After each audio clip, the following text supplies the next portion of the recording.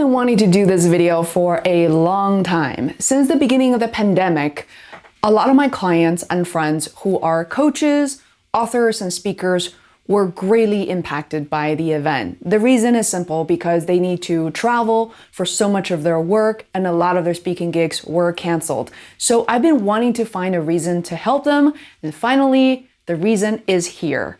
In this video, I want to talk to you guys if you are a coach, a speaker, or an author, to use multi-streaming service such as Restream to really broadcast your message.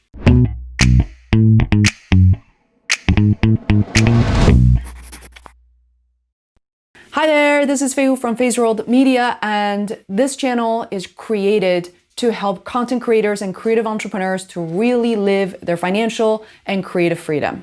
If you're an author, coach, and speaker, I want you to stick around, because in this video, I will talk about why you should go live, how to go live, and also some of the best practices. Before I get started, I want to give a shout out to Restream, a software I chose for all my live streaming endeavors. They found me after I became a user and decided to sponsor this video. Thank you so much for your support, and that's how I keep this channel going and alive. Let's first talk about why speakers, coaches, and authors should go live. I think it's pretty obvious. This is already your area of expertise. You're confident, you look good on stage, and it's something for all of us to learn as well. So go live today, hit the button. 2, I think Livestream really helps humanize the authors and speakers, because it will help us, your audience, to know that you are real, that you have struggles, you make mistakes, and it's a learning process. Another big why is that people like yourself can easily repurpose your content. I know speakers who have sliced and diced their live streaming content into courses they sell and promote on Skillshare, on MemberVault, Teachable, and Thinkific. I also know a lot of authors who interview other people to generate and optimize content for their books. If you're already conducting interviews, even if you're not a podcaster, it's a great way and a great time to go live. Last but not least, live videos are favored by social media. So if you don't have a lot of people within your network who are live streaming right now, you will notice that the ones who do always surface to the top. There's a little red live icon on Facebook, on Twitter, that you will always be notified when they go live. I am not one who's trying to trick the algorithm. It's just something that I notice, and it makes sense. Facebook and Twitter weren't originally video exclusive type of content platforms, unlike YouTube. So for a long time, and still today, they favor videos over images. Next, let's talk about content ideas. If you are an author, you may be thinking, hey, I already published my books, so what do I go live with? Well, I think there's an opportunity for you to look at different chapters within your book, even forward section, to talk about your origin stories, to talk about why that chapter matters. Hey, I learned this from being a podcaster who constantly talked to people for like an hour or 2 hours at a time. It is our job to tease out content that are going to benefit our audience. So imagine for a second if somebody picks up a book, or even in the process of deciding whether she should read the book or not, you want to give her some idea of what the book is about, but it's even more helpful if you can tailor content specific to different chapters so that there's more reason for her to read it. When I'm ready to purchase a book, I always look at the chapters and just kind of scan through what the ideas are. And even with books I already purchased, I almost never start from beginning to end. So give them a reason, give them some teaser content from the chapters. Another idea for authors and speakers with your already published books is that you can interview or just having a casual chat with your readers and listeners. When I say listeners, I think about so many audiobooks out there, and I absolutely love them. I always have audiobooks on my phone. Wouldn't it be great, instead of asking friends and family to write your testimonials, what if those are actually video content? And it doesn't have to be just about how great the book is, but also talk about how they benefit, some of the lessons learned, reflections that they had while reading the book. A lot of my friends, people from my mastermind, are publishing books. I'm in the process working on mine as well. When I hear about book launch events, those are really exciting. Now, with the pandemic, a lot of the book launch events have moved online. But, during the pandemic and also after, there may be a great opportunity for you to go live with those events. right? Especially if it's a physical event, there are cocktail parties, people are getting together, people go on stage to talk about what they have learned and, to have a celebration. Wouldn't it be great to capture that via live videos? Last but not least, repurposing your sales calls into live content. I know a lot of people who are really suffering and struggling during the pandemic, because right now they don't really meet people the normal way that they have been in the past.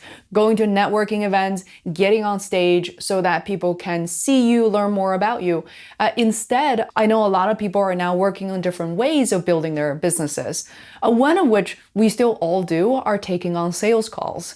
Instead of just, doing sales calls the normal way, what you can do is repurpose some of that content into your live stream ideas. So think about how you take your clients from point A to point B, who they are, how you're able to help them, the checklist of step-by-step process, and what is the eventual outcome.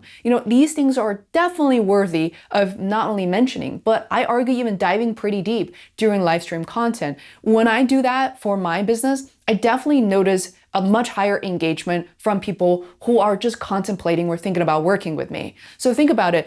When you go live with this type of content authentically, not every sentence is about a sales call or sales pitch, a call to action, but simply talk about who you are and what you do for your business.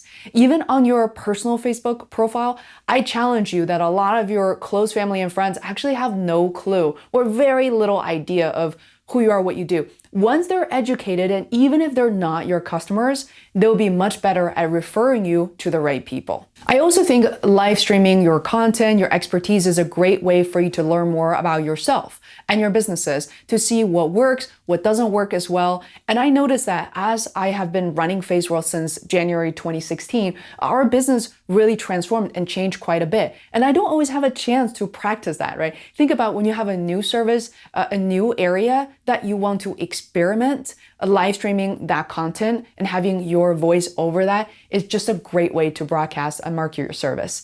Lastly, I want to talk about best practices. I'm not going to overwhelm you, just two things. Number one, if you're live streaming and you have a purpose, such as building an email list or getting in touch with the right people, what you want to consider is to use something like ConvertKit or MailChimp to build a very simple landing page.